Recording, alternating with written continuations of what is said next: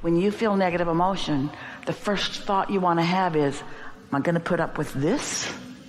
Why do you put up with sadness? Why don't you do something about it? Why do you keep the pot boiling? Why do you keep the fire on under that sadness? After Jerry made his transition, Esther felt sad for a long time. She had dinner one night with a friend whose wife had made her transition, and they were talking for a long time with each other over this meal. And he said, you know, sometimes I think I just feel so damn sorry for myself. And Esther thought, oh, crap. That's exactly what it is. I'm just choosing to feel sorry for myself. I'm comparing what was to what is. I'm comparing what I wanted to what is. It's just misuse of your ability to focus. That's all sadness is. It's just sloppy thinking. It's not assigned to you. It's not necessary. It's just something you're putting up with unnecessarily. We don't want you to put a happy face sticker over the gas gauge on your car because it's troubling to see you have no gas. It's good to know where you're at. So we're not encouraging you to not be aware of your feelings. We're just asking you to be aware of them and know for sure you can improve them, and to let that be the thing that matters to you more than all other things put together, because that is what tending to your point of attraction is. You got a vortex full of wonderful things. And if you're not tending to the way you feel, then you have no control over your relationship with any of those things. You can't control what anybody else does or what anybody else thinks, singular or groups or national or worldwide. You can't control the behavior of anyone.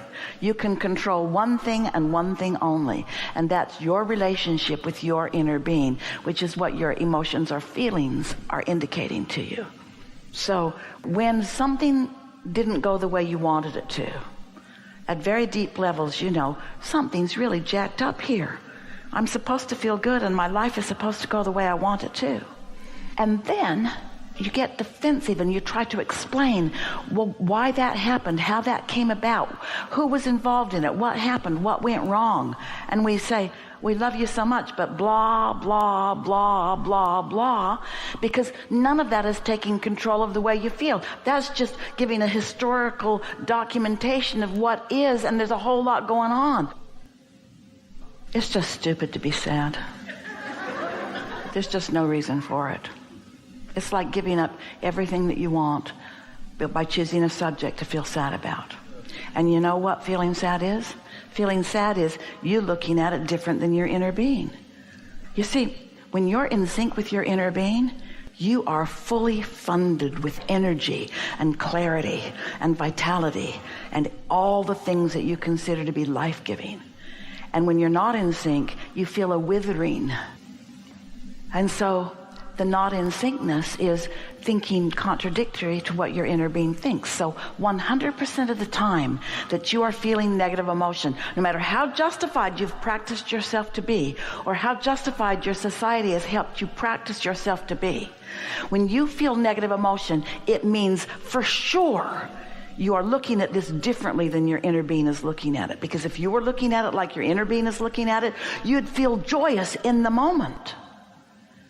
So let's choose some doors. We've been teasing about these doors all day today. So let's start there. My mother lives down the street from me, and she's 10 years into advanced Alzheimer's. And how does somebody not feel sad about that? She's diminished from what she used to be. I feel very sad about that. That's the first door. And it feels terrible, so let's do something about it. Because you have control about the way you feel, so let's do something about the way you feel. So let's try to find another door. My mother is in her 10th year of disease, and I can't do anything about it, so I guess I'm just going to have to give in and accept it. Well, it's a slight improvement, and it is an accurate statement, but it still feels sucky, doesn't it? So let's choose another door.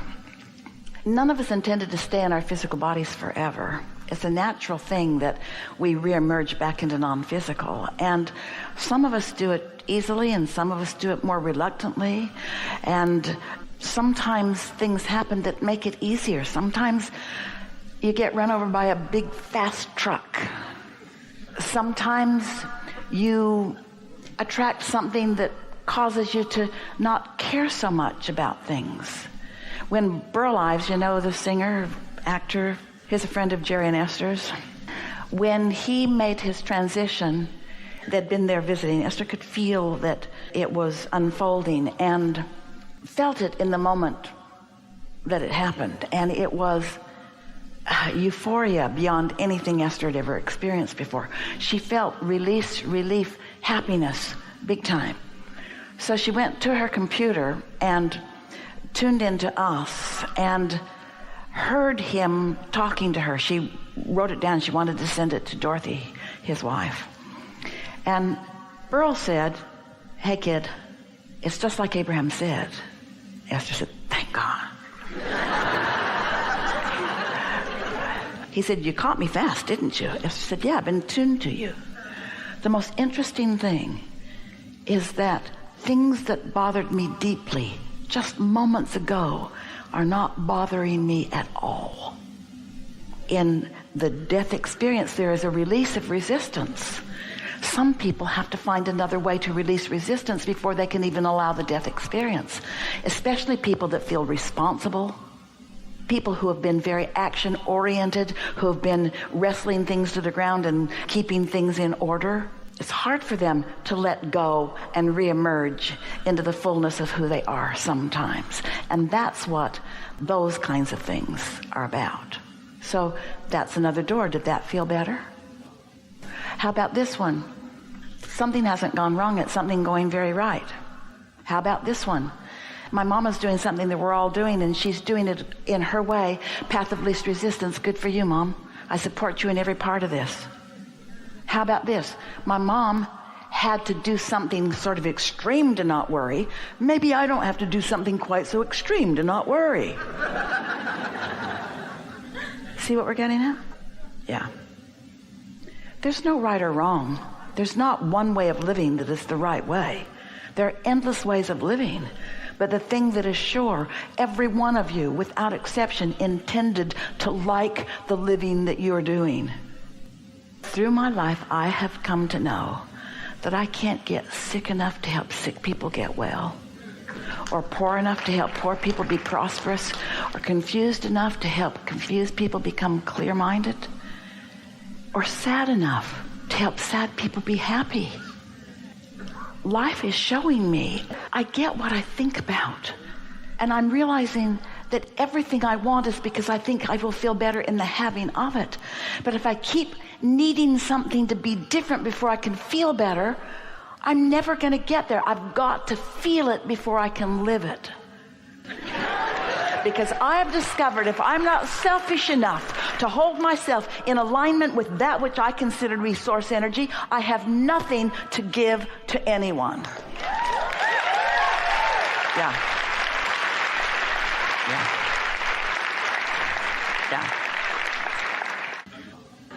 My mother and I had an agreement that we would never feel sad over the choices that the other made.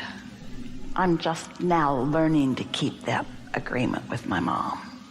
It had to get to this before I remembered it.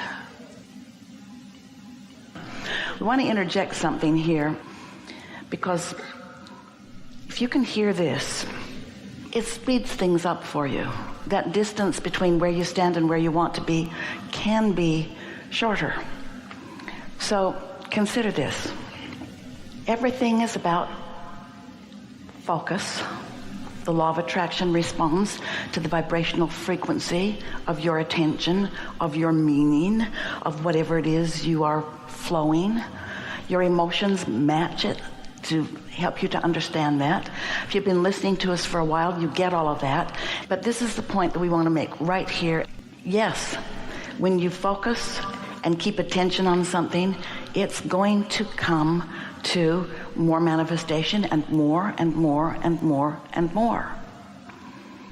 Oh, we're pausing for dramatic effect because we really want you to hear this. What happens with so many of you is that you've got a thought process going expectation that feels so normal because it's been going on so long, and people around you do the same sort of thing, and you haven't been thinking that much about the power of your own thought. You've mostly just been an observer of stuff. So you've had the fire on, and it's becoming more and more. Esther's exact thoughts were, that water had to get this hot before it could get this hot, before it could get this hot, before it could get this hot. And there was something about the realization of the incremental trending, becoming more, becoming more, becoming more, that hit a place in Esther's understanding that had not been touched quite that well before. So here's the thing that we really want you to hear. If you wait till you have a manifestation that is not what you want, your human tendency, we get it, we understand it, is to now need to take some form of action to compensate for this manifestation, because here it is, you're seeing it, hearing it, smelling it, tasting it, touching it, and it just does not occur to hardly any of you that it got started with vibration and you could begin to alter it with vibration, because once it's manifested, it feels like you need to dive in. And that's what holds it. It's what slows the turnaround, because you could have a manifestation that is unwanted. It wouldn't matter what it is, really. It would not matter what it is. And you could say, oh, whoops. Didn't mean to do that. Wasn't paying attention. I think I'll do something else now. Then you could just take a new pot with some new water and put it on a new fire and turn it on, and it would start becoming what you want it to become. But you don't do that because you got this pot to deal with. And you deal with that pot with action, with thoughts that feel like concern and injustice and victimhood and so if we could just convey, and you could really get that every thought has power, and every thought will grow in its power, and you have the ability to focus without contradiction, and you could get a whole lot more of what you want a whole lot faster if you just understood that and were willing to remove your attention from unwanted rather than wrestle it to the ground and kill it.